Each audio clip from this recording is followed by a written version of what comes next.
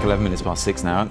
I'm sure, like all of us, we've received letters in the post telling us that a huge prize awaits us if we sign up to this or send some cash to that or whatever. And they are very convincing, these letters. I've received one from something called the People's Lottery, and my mum kept it out on the coffee table saying, look at this. She believed it. She believed it. My sister got something from a Spanish lottery. I said, we were in Spain 4 years ago. It can't possibly be true. But do you know what? It's very convincing. And they just say, call this number. You have to pay a very small amount. And while most of us do dismiss them, don't we, after a bit of investigation, but very many vulnerable people do fall victim to these very organised scams. That's right. It's estimated a staggering £3.5 billion is sent through the post to scammers every year. Unbelievable. Scammers often target isolated and vulnerable people, as Ranveer was saying, with some victims receiving up to 100 letters per day.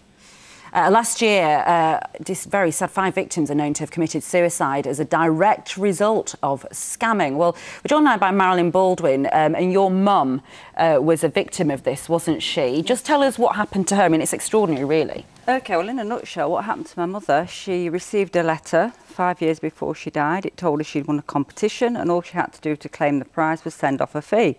She sent the fee off. Which was? I think it was about £10, something like that. She sent the fee off, and as a result of this, her name got put on what's called a suckers list, and it got passed around, it got sold to other criminals. So, long story short, this resulted in her being hounded for a 5-year period by clairvoyants, fictitious bankers. They were making threats, they were promising that they were going to send this money.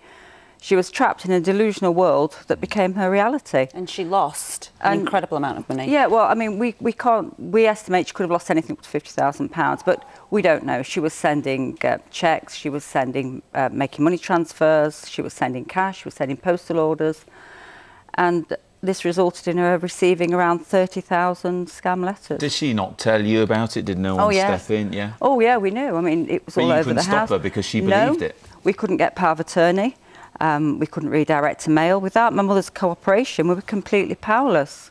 I tried to get help. I went to the police, I went to MPs, I went to trading standards, and all I got was lip service, tell her to bin it. It didn't work. She wouldn't cooperate. And the thing is, people watching might think this is an isolated case and it wouldn't happen to them, but actually, you've got some amazing stories about, was it one scam got £500,000 from 22,000 people who'd responded. I mean, it's the thing is, you now want the Royal Mail to step in and do something, don't you? But how can they police it in any way? Well, you think of some of these victims are getting up to 100 scam letters a day delivered.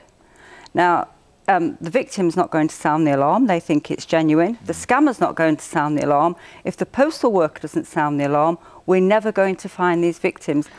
But they're compelled to deliver mail, aren't they? They're not allowed to stop delivering mail. Couldn't they then instead deliver something that warns people of scams? Well, we've asked to have our literature put in post offices because they're spending, huge amounts of money on postage.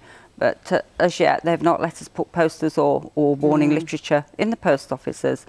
But, I mean, we're not asking them to do anything with the mail other than a system in place where they can just sound the alarm so help can be sent out. Well, some MPs are supporting your campaign and they do want to change the law, don't they? So we'll see what happens with that. But thanks very much for telling us about the story of your mum. Thank you. Okay, just bear that in mind if you get something dodgy through the post, you think it's too good to be true, because it usually is. It usually is, absolutely.